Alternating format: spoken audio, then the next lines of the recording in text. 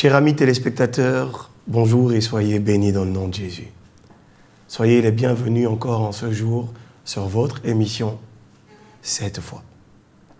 Aujourd'hui, nous allons poursuivre sur notre thème et nous allons voir la troisième clé pour garder sa foi, pour maintenir notre foi. Nous avons parlé précédemment de l'importance de la foi. Nous avons parlé de la première clé qui était le fait de garder les yeux fixés sur les choses espérées. Ensuite, nous avons développé le fait qu'il fallait être reconnaissant à Dieu, ce qui était la deuxième clé.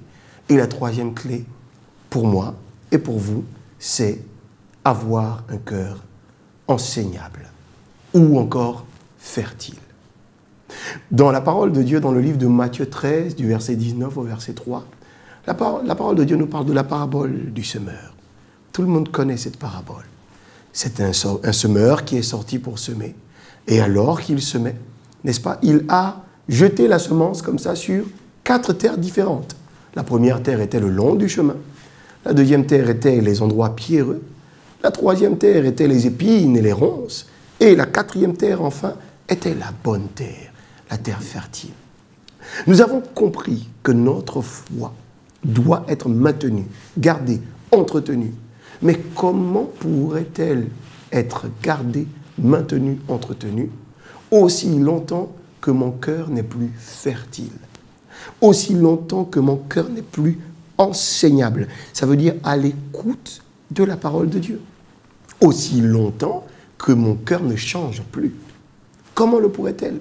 Nous avons vu que la foi vient de ce qu'on entend et ce qu'on entend vient de la parole de Dieu.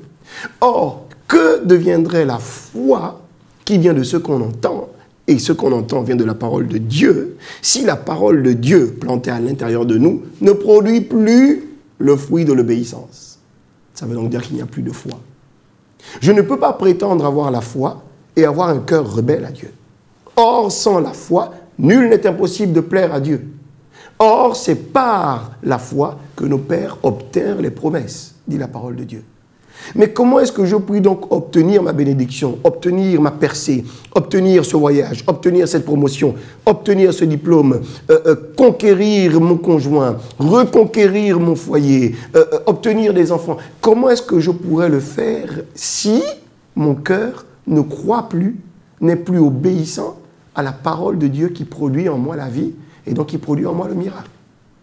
Comment avoir un cœur enseignable? Avoir un cœur enseignable. Observez comment la semence est rejetée. Pierre a passé une épreuve particulière et elle est très, très instructive et pertinente pour nous. Pierre a passé cette première épreuve lorsqu'il a eu la vision de la nappe, le test d'obéissance. Et devant cette nappe, il entend la voix du Seigneur lui dire « Pierre, voici des reptiles sur cette nappe, tue et mange. » Et qu'est-ce que Pierre dit? Pierre dit « Non, je ne mangerai pas ce qui est dévoué par interdit. Je ne mangerai pas ce qui est impur. » Qu'est-ce que Dieu lui dit? Dieu lui dit, Pierre, c'est la dernière fois que tu t'amuses à déclarer impur ce que moi je déclare pur. C'est la dernière fois que tu t'amuses à voir un sentier et dire ce sentier me mène à la mort si je te dis qu'il te mène à la vie. C'est la dernière fois que je te dis pardonne et que tu dis il a trop fait, je ne peux pas pardonner. C'est la dernière fois. Pourquoi? Parce que ce que Dieu dit, même dans un environnement pollué, si Dieu dit que cet environnement est saint, la présence de Dieu rend cet environnement saint. Si Dieu dit que cette chose est pure, la déclaration de Dieu est la vérité. Et qu'est-ce qui va se passer plus tard? L'exercice est magnifique. Parce que dans la première épreuve, Pierre échoue. Il dit non, je refuse ce que Dieu dit. Dans la deuxième épreuve, on se retrouve dans une situation dans l'Acte des Apôtres où, pendant qu'il est en train d'annoncer la parole de Dieu, pendant qu'il est en train de prêcher, d'exhorter, le Saint-Esprit descend sur des inconvertis à l'époque, des Romains, des païens, donc des non-juifs, et il les baptise du Saint-Esprit. Ces païens, ces Romains, donc Corneille et toute sa famille, se sont surpris à parler de nouvelles langues, ils se sont surpris à avoir le baptême dans le Saint-Esprit. Et qu'est-ce que le même Pierre qui a dit à Dieu précédemment, je ne toucherai pas ce qui est interdit, le même Pierre, il se retrouve à dire maintenant à tous ceux qui l'entourent, comment pourrais-je, moi, refuser le baptême d'eau et prier pour des personnes qui, certes, ne sont pas juives, mais à qui Dieu a fait descendre son Saint-Esprit? Comment est-ce que moi, je pourrais dire que ces gens-là ne sont pas de Dieu si Dieu les a remplis de lui? Et qu'est-ce qui se passe? Deuxième épreuve, succès. Quel est mon point? Mon point, c'est que le cœur enseignable n'est pas juste en fait un cœur qui est obéissant. Non. Le cœur enseignable, c'est un cœur qui est obéissant, oui, mais dans la continuité, dans la durée. Dis-moi, est-ce que tu as continué à être obéissant à Dieu? Est-ce que tu obéissais à l'époque? Et puis aujourd'hui, bon, Dieu et toi, vous vous connaissez. Donc, du coup, tu peux te permettre de... Bon, écoute, Dieu te dit pardonne, tu ne pardonnes pas. Dieu te dit va te réconcilier, tu ne te réconcilies pas. Dieu te dit sème, tu ne sèmes pas. Dieu te dit aime, tu décides de haïr.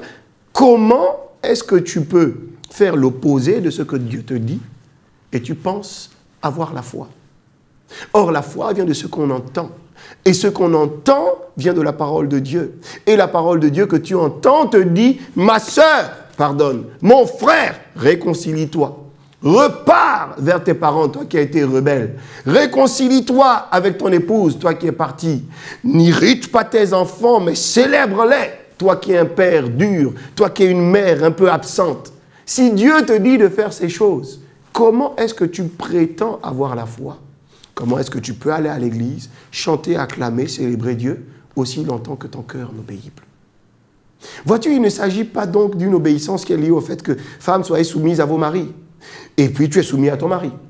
Il ne s'agit pas d'une obéissance qui se limite à mari, aimez vos femmes et puis tu aimes ta femme. Non. C'est dans la continuité. Est-ce que depuis que tu as accepté Jésus, tu es demeuré obéissant? Est-ce que ton cœur est malléable entre les mains de Dieu? La troisième clé pour maintenir notre foi vivante, présente, inébranlable, c'est qu'il faut avoir un cœur enseignable. Ça veut dire un cœur malléable entre les mains de Dieu. Un cœur exactement comme de la boue, de l'argile entre les mains du potier. Dieu est le potier et notre cœur est l'argile. Et il le façonne, il le module comme il veut.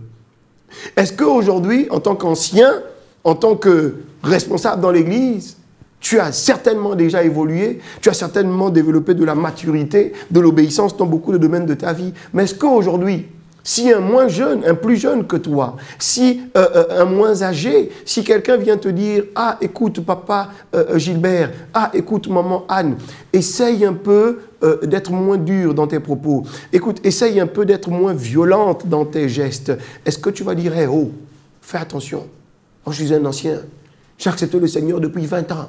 Dis donc, tu ne me parles pas comme ça. » Ou est-ce que tu vas plutôt te dire « Ah, cette parole-là vient, certes à un âge avancé dans ma foi, mais elle vient pour me rendre meilleur. » Est-ce qu'aujourd'hui, tu es sensible à ce que dit Dieu? Est-ce qu'aujourd'hui, ton cœur est malléable entre les mains de Dieu? Beaucoup d'anciens, surtout dans la foi, dans le Seigneur, ont tendance à penser que leur ancienneté font qu'ils soient exempts de conseils, de remarques, de corrections. Donc, ils ont un cœur qui a tendance à dire « Oh, toi, tu ne peux rien me dire, tu es jeune, moi, je connais plus que toi. » Mais on peut avancer en âge, on peut avancer dans la foi et garder des tares. Et par la grâce de Dieu, lorsqu'on rencontre quelqu'un qui nous les fait observer et qui nous donne le bon conseil, la bonne parole pour changer, est-ce qu'aujourd'hui, je change? Ou est-ce que je me rébelle? Est-ce que je me révolte? Est-ce que je me dresse? Voyez-vous, j'aime cette anecdote. C'est un jeune homme qui, alors, se retrouve dans une situation extraordinaire. Alors, il est à la plage et devant lui, il y a un grand homme de loi, un grand serviteur de Dieu, un ancien, un prêtre, un évêque, avec beaucoup de Bibles sur le rocher, beaucoup de Bibles. Et puis il est en train de lire sur la plage, il lit. Et puis ce jeune homme pose la question, mais dis-moi papa, dis-moi prêtre, dis-moi pasteur, dis-moi ancien, mais dis-moi, tu fais quoi? Il dit, vois-tu mon fils, j'essaye de comprendre Dieu. Et puis il lui dit, ah ok, Dieu. Et alors qu'est-ce qu'il va faire? C'est super drôle. Il va se mettre justement à aller prendre de l'eau qui est dans la mer et à la verser dans un petit puits, un petit trou qu'il a fait. Et le fait qu'il fasse la répétition à plusieurs reprises dérange le monsieur. Ça dérange le vieil homme. Et il lui dit, mais oh jeune homme, qu'est-ce que tu fais? Il lui dit, mais papa, j'essaie de prendre toute l'eau de la plage, toute l'eau de la mer. Je veux prendre toutes les eaux du monde et puis les mettre dans le petit trou là. Et il lui dit, mais absolument que tu ne peux pas le faire, tu ne peux y arriver. Il lui dit, ah papa, mais si Dieu, qui est tout grand, qui a fait les cieux et la terre, lui qui est grand, plus grand que les océans, si lui, tout grand comme il a cette capacité, non seulement d'être énorme et imposant, mais bien plus, si toi, tu as le petit cerveau là, comment penses-tu qu'avec le petit cerveau que tu as, tu peux connaître Dieu, maîtriser Dieu, comprendre Dieu? Quel est mon point? Mon point, c'est de dire qu'aujourd'hui, on a besoin d'avoir un cœur enseignable. On a besoin d'avoir un cœur flexible à Dieu. Ayez un cœur flexible à Dieu. Ayons un cœur sensible à Dieu. Soyez bénis.